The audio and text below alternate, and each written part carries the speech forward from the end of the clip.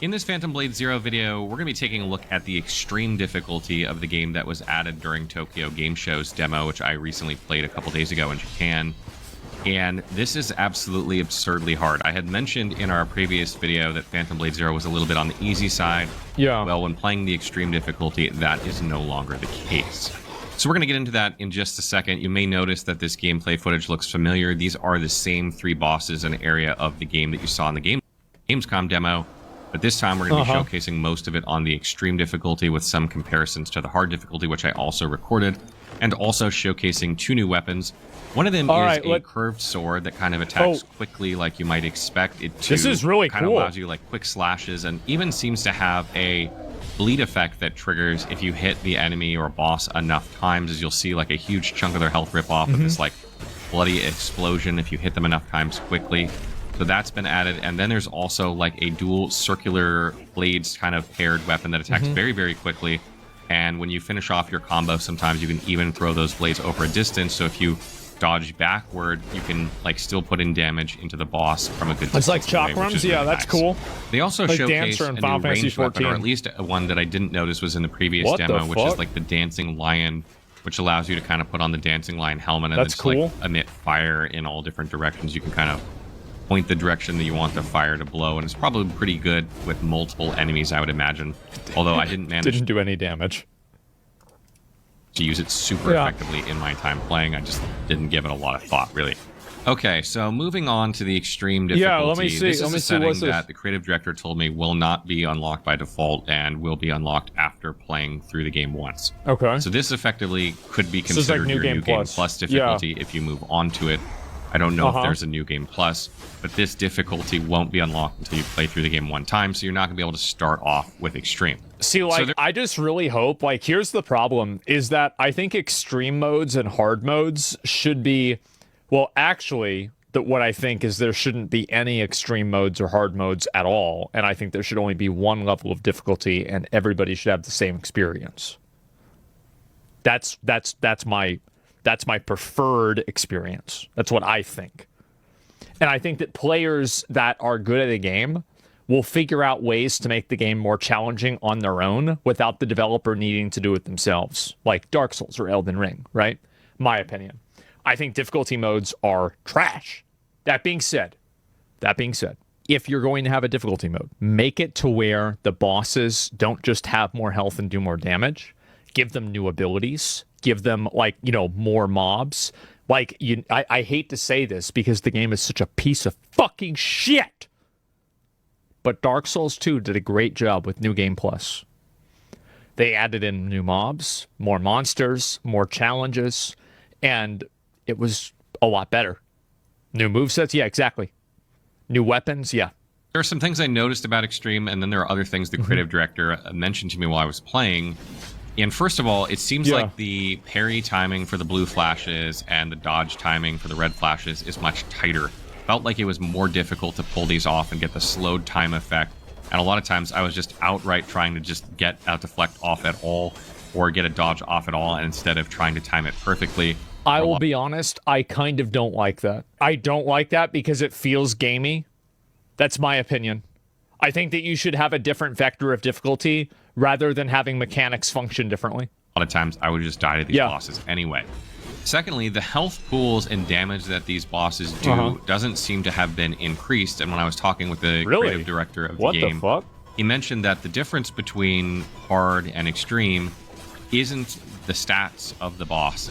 It's not these things. It's the actual AI has been tweaked. And when you actually look at the gameplay of... In extreme mode, they just input read you. You want to heal? Boom, bitch. Nope. It's the same as like how Ishin, you know, Ishin does that fucking impale move. If you gourd in Sekiro, or like the the Crucible Knight goes for the sword impale. If you go and try to heal, yeah. the boss in hard mode versus the gameplay of the boss in extreme, you can kind of notice a few things. The first thing that you're going to notice is that on extreme, bosses don't just let you attack into the back of them like repeatedly, like, you know, 5, 6, 7, 8 times in a row without doing anything. So you could really rip off huge chunks of health in hard mode, but on extreme, you tend to turn around pretty quickly out of this and get back to attacking you. So you kind of got to be on the ready to go on to the defense very, very quickly at a moment's notice. So this means when I play this game, I need to get a bigger weapon that'll stagger them more if I play on extreme difficulty. That makes sense, sure. Notice what you can in this game, so that's not a problem. So you can be comboing away and go immediately to defending, but you got to be ready for it if you expect to fight the same way when you've got bosses back to you. Yeah, I need a bigger stick. You're going to be in a bad spot. Secondly, it feels like the window to attack these bosses is a lot less, meaning that they attack you more often, putting you on the defensive a lot more often, making you have to parry and dodge their attacks more in order to win fights, rather than you being to play a bit more aggressively. You can still play aggressively if you're good, but I feel like the vast majority of players, when they're playing on the extreme difficulty the first time, are going to be put a little bit more on the back foot, and they're going to have to get their parry timing down. They're going to have to get their dodge timing down a bit more, because these things will become more important in extreme difficulty. And then I think all that makes sense. Like, yeah, of course, that's the way it should be. I think that bosses that don't give you time to heal at all, like, that can be kind of unfun to deal with. That's like my personal opinion. It's like, fuck, right? Like, I can't get a heal. It's like kind of stressful to play, but it's always like a middle ground, right? One of the things you'll notice, particularly on the last boss of this is as somebody who I cannot express how good of a game I think Blasphemous 1 and 2 is. Seeing this boss makes me so happy. Demo is that he tends to do feints where like he'll spin. Yeah, look at it. Looks like he's going to do an attack, but then he spins again, and then he looks like he's going to do an attack, or maybe he doesn't attack, or he changes up his attack. And that's because the way the AI is designed in extreme mode is that the AI is actively determining what you're doing, what it's doing, what its positioning is, what you've been doing, and it's assessing, you know, based on your health, based on your distance, based on... It's such a fine needle to thread between doing something with, like, the AI for a boss that makes it to where it feels gamey and input ready, versus making it feel like it's actually rewarding and more difficult and challenging. I feel like it's so hard to be able to get that right. All of these different factors, what its next move should be, and it learns very, very quickly. So when you back away, for instance, to heal, it can determine that you're going to do that. It knows your health is low. It knows you're going to try and back away and heal. So if you try and create separation, it's just going to fling its weapon at you and hit you and interrupt you. And then if you try and heal again real quick, it's just going to do it again. It knows what you're trying to do. And so you really have to like, get behind a pillar to heal, or you kind of have to like adapt your strategy, because the AI is really, really good. So generally what this means... I also think that like I approach a type of style like this with a tremendous amount of skepticism, because oftentimes, like, you guys know that, like, for Ishin, for example, if you heal far enough away from him, you can mirror key counter him, and you can force him into that move that ends the fight faster, right? So you can turn input reading into a like a crutch. Creative director said to me while I was fighting, you can bait them. Exactly. The boss fights kind of end up on extreme difficulty being more like a fighting game, where if you're playing on like the very hard difficulty of a fighting game like Street Fighter or something like that, the AI can kind of anticipate what you're going to do, and you have to get better in order to beat it. And that's really what I had to do in order to successfully pull off these boss fights. And what I kind of realized was that I was relying too much... I'll tell you this.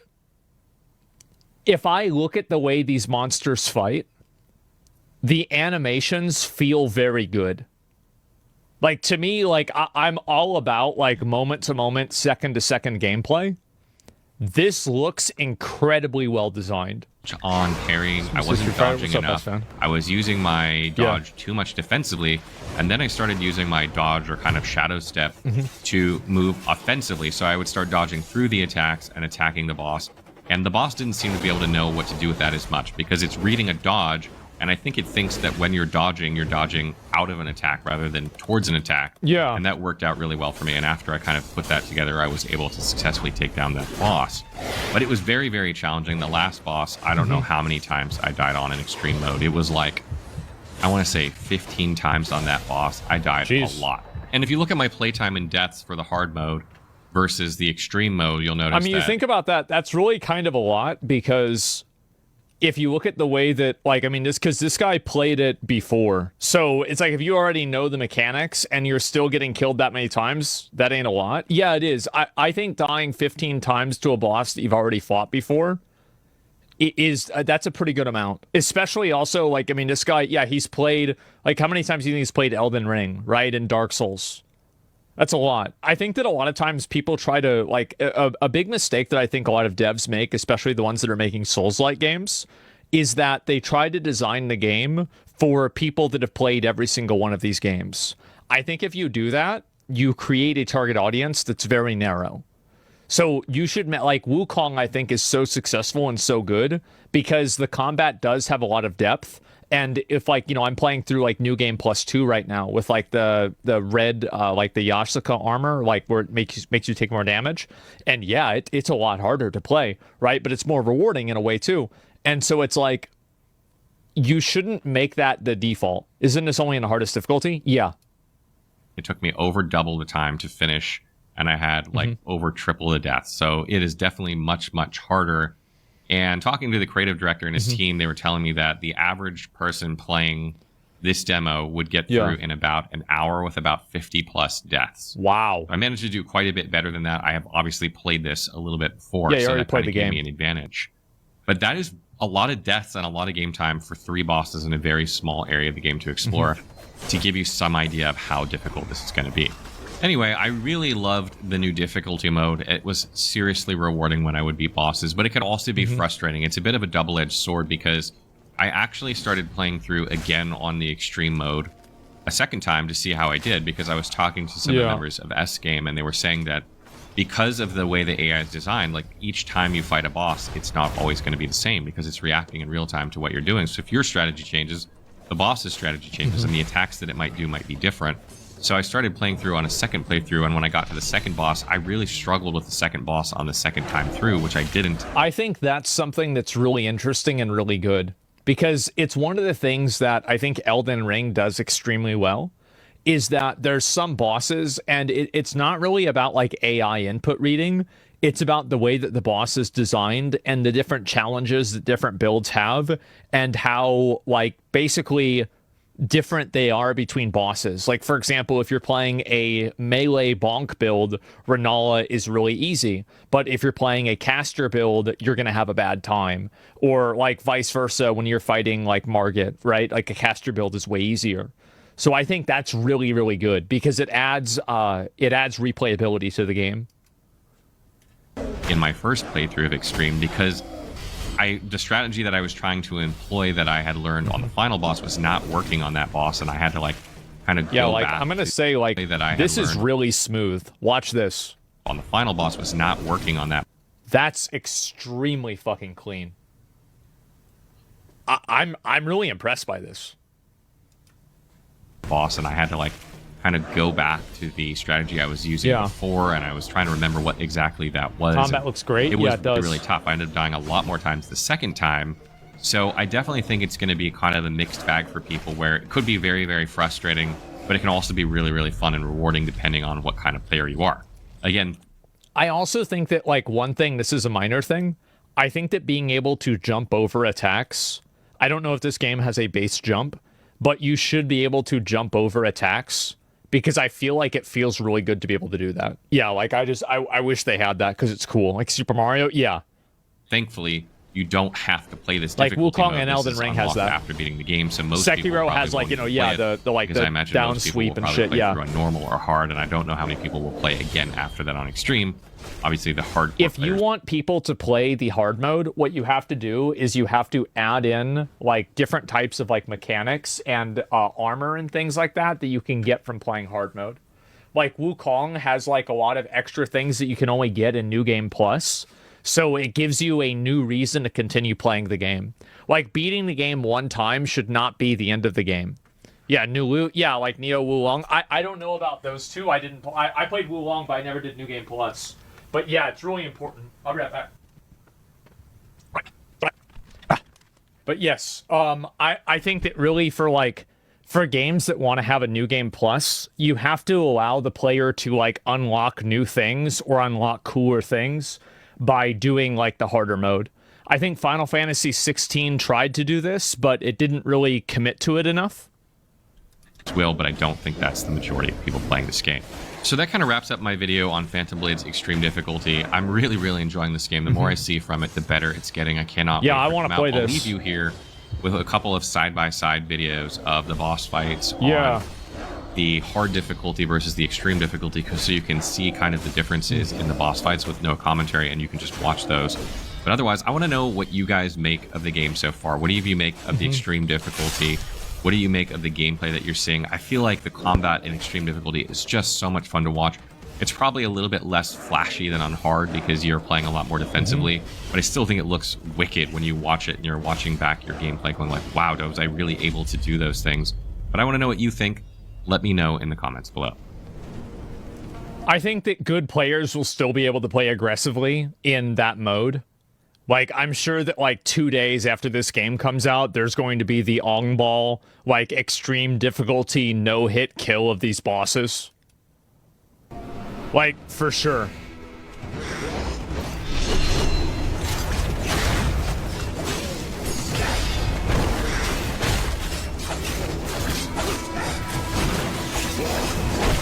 I think they move a little bit faster in the extreme mode, too. That's the way it feels.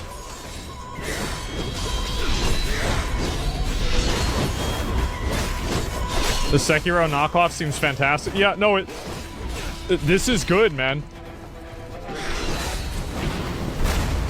I think also being able to stun lock bosses is probably a big difference between the extreme and like the hard mode too, it seems. Because they're just so aggressive.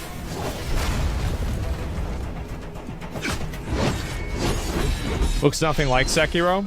Well, there's a guy, and he has a sword, and it looks like it's like a Asian theme, so it's Sekiro. There it is, right? I mean, everybody knows that. It's red, just like the Mortal Blade. What do you expect? Yeah, it's Sekiro too.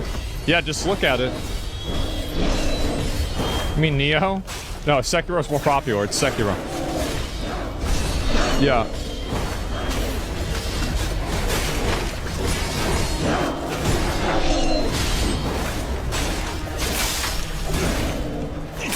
The enemies have a posture bar, bro. How is it not Sekiro? Yeah, Lost Ark is pretty much just Sekiro. That's true.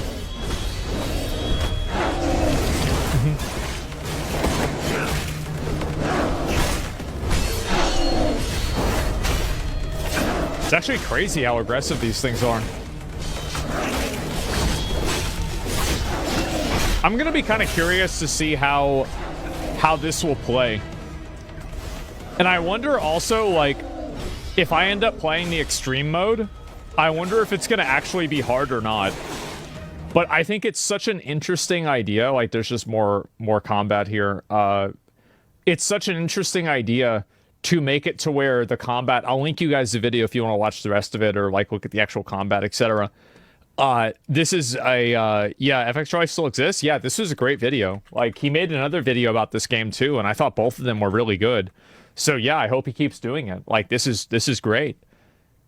Yeah, it's a good impression so far. Yeah, I think so too. I really think this game is looking really appealing to me. Like, I've said this before, like, any time that there's an action combat game with swords, or really any action combat game, like, I'll probably play it. I feel like I've done that. Have I missed any of them? I guess I didn't play Rise of the Ronin, but that's because another game came out at the exact same time. I forgot which one it was. Yeah, I'm trying to think. Neo, Tsushima. I did not play Ghost of Tsushima. That's the one I didn't play. Yeah, Neo, Dragon's Dogma 2. Oh, I didn't play Dragon's Dogma 2? I didn't know that. Yeah, I had no idea. So I didn't play the game. That's crazy. Wow. Yeah, thanks for letting me know. Stellar Blade? I played Stellar Blade. What do you mean? Yeah, Rise of the Ronin. That's the one that I didn't do. Thymesia, did you play that? No, it didn't really look that good. It just looked like a moderately polished Souls ripoff. And so I decided not to play it. I saw Chance played it, and he had a, I think, relatively good opinion of it. But I think that the game, there's a lot of the guys that tried to make, like, for example, like Lords of the Fallen, Bleak Faith, Thymesia, all of these games I think had something to them, but none of them really had a identity beyond like just being kind of like a Souls-like game. And I think that these are guys that I'm like really excited to see what their third, maybe their second, third, and maybe even fourth project is going to be. Because I think that like all of those games were very, very promising, but